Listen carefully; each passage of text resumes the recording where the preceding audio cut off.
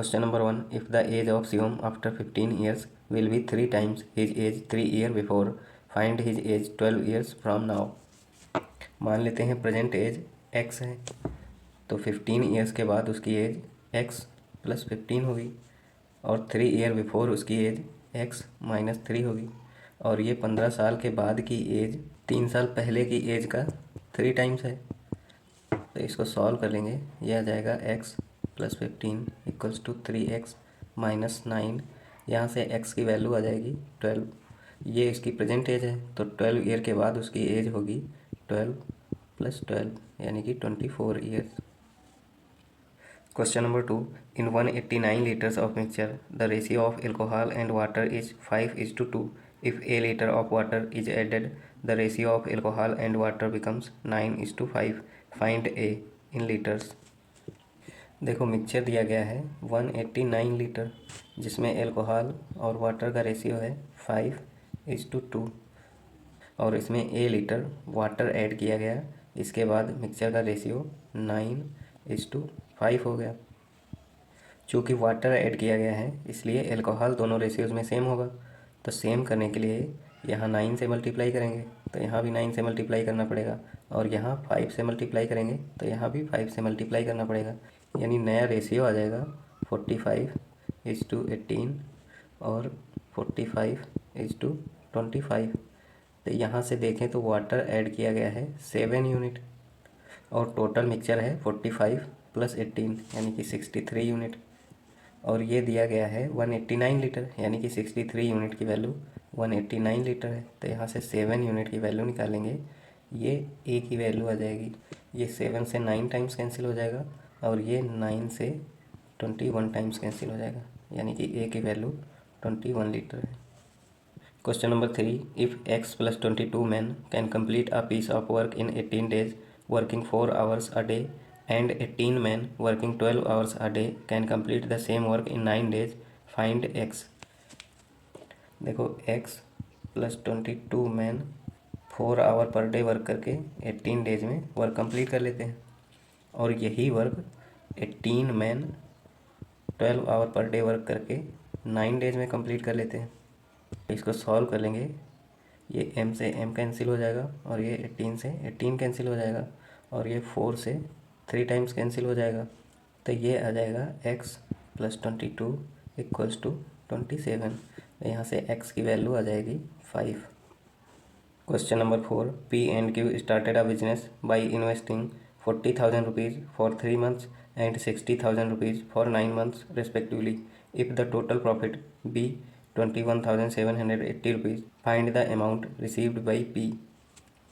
देखो P ने 40,000 रुपये इन्वेस्ट किए हैं और Q ने 60,000 रुपये इन्वेस्ट किए हैं, तो P और Q के इन्वेस्टमेंट का रेशियो आ जाएगा 2:3, और P ने 3 मंथ के लिए इन्वेस्ट किया है और Q ने 9 मंथ के लिए इन्वेस्ट किया है। तो यहाँ 3 से मल्टीप्लाई कर देंगे और यहाँ 9 से मल्टीप्लाई कर देंगे, तो इनके प्रॉफिट सेल्स का रेशियो आ जाएगा, ये आ जाएगा 2:9। तो यहाँ से टोटल प्रॉफिट देखें तो टोटल प्रॉफिट है 11 यूनिट, और टोटल प्रॉफिट दिया गया है 21,780, यानी कि 11 यूनिट की वैल्यू 21,780 है। तो यहाँ से 2 यूनिट की वैल्यू निकाल लेंगे, ये P का शेयर आ जाएगा। इसको सॉल्व करेंगे तो P का शेयर आ जाएगा 3,960 रुपये। Question number 5. If the height of a hemisphere be 7 centimetre, find its total surface area in centimetre square. देखो हेमीस्फेयर की हाइट रेडियस के बराबर होते हैं, और इसका टोटल सरफेस एरिया होता है 3πr², और हाइट दी गई है 7 सेंटीमीटर यानी कि ये रेडियस है। तो यहाँ से टोटल सरफेस एरिया आ जाएगा 3 × 22/7 × 7 × 7। इसको सॉल्व करेंगे तो टोटल सरफेस एरिया आ जाएगा 462 centimetre square. Question number 6. If the average salary of all the teachers in school be 450 rupees, the average salary of female teachers be 350 rupees, and that of male teachers be 500 rupees, if there are 50 male teachers in school, find the total number of teachers in a school. देखो females की average salary दी गई है 350 रुपये, और mails हैं 50 और इनकी एवरेज सैलरी दी गई है 500 रुपये और सभी टीचर्स की कंबाइन एवरेज सैलरी दी गई है 450 रुपये। तो यहाँ पे एलिगेशन लगा देंगे, ये आ जाएगा 50 और ये आ जाएगा 100, यानी कि फीमेल और मेल टीचर्स का रेशियो आ जाएगा 1:2 और 2 यूनिट की वैल्यू 50 है, तो हम यहाँ से 3 यूनिट की वैल्यू निकालेंगे। ये टोटल टीचर्स आ जाएंगे, ये आ जाएंगे 75। Question number 7, if the length of a rectangle is 33.33% more then it's breath and the perimeter of the rectangle is half that of a square having area of 196 centimetre square, find the length of a rectangle.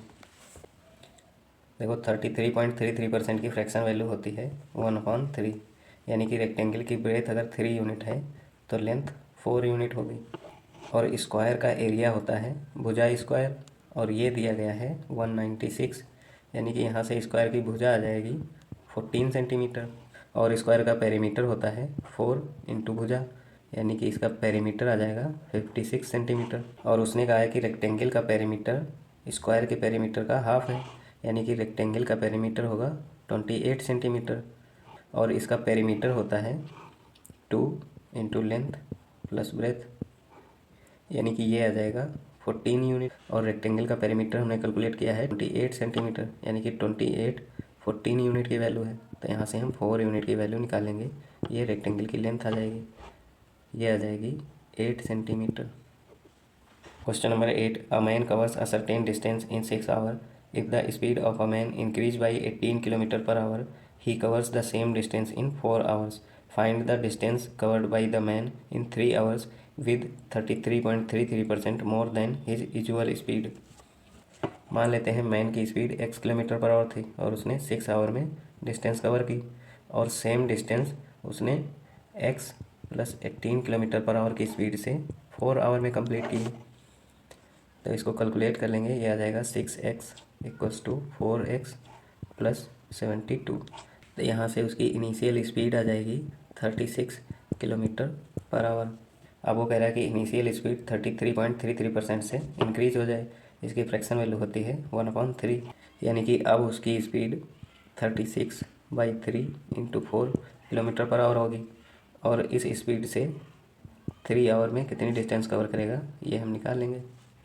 इसको solve कर लेंगे तो distance आ जाएगी 144 kilometre. Question number 9, a cylindrical wire is melted to cast into another thin wire of 1/3 its radius. Find the ratio of length of old wire and the new wire. मान लेते हैं old wire की radius 3x थी तो new wire की radius x होगी और volume और सिलेंडर का वॉल्यूम होता है πr²L और यहाँ पर दोनों कंडीशंस में सिलेंडर का वॉल्यूम सेम रहेगा बट लेंथ चेंज हो जाएगी। मान लेते हैं ओल्ड वायर की लेंथ L1 थी और न्यू वायर की लेंथ L2 थी, तो ओल्ड वायर का वॉल्यूम आ जाएगा π3x² × L1 = πx² L2।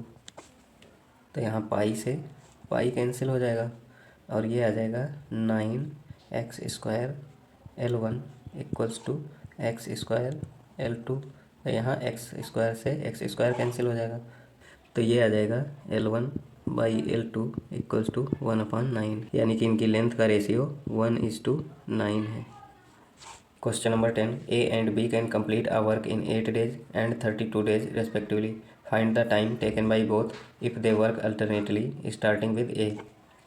देखो A किसी काम को 8 डेज़ में कंप्लीट करता है और B उसी काम को 32 डेज़ में कंप्लीट करता है, तो इनका LCM आ जाएगा 32, यानी कि A की एफिशिएंसी है 4 यूनिट और B की एफिशिएंसी है 1 यूनिट और ये अल्टरनेट डेज पे वर्क कंप्लीट करते हैं और वर्क स्टार्ट होता है A से, यानी कि पहले A वर्क करेगा और फिर B वर्क करेगा। A की एफिशिएंसी है 4 यूनिट, यानी कि A 4 यूनिट वर्क करेगा फिर B 1 यूनिट वर्क करेगा, यानी कि 2 डेज में 5 यूनिट वर्क हो जाएगा और वर्क कंप्लीट करना है 32 यूनिट, इसलिए यहाँ 6 से मल्टीप्लाई कर देंगे तो यहाँ भी 6 से मल्टीप्लाई करना पड़ेगा, यानी कि 12 डेज में 30 यूनिट वर्क कंप्लीट हो जाएगा और बचा हुआ 2 यूनिट वर्क A कंप्लीट करेगा। A की एफिशिएंसी है 4 यूनिट, यानी कि बचा हुआ वर्क ए 0.5 डेज में कंप्लीट करेगा। तो टोटल डेज आ जाएंगे 12 प्लस 0.5, यानी कि टोटल वर्क कंप्लीट करने में 12.5 डेज लगेंगे।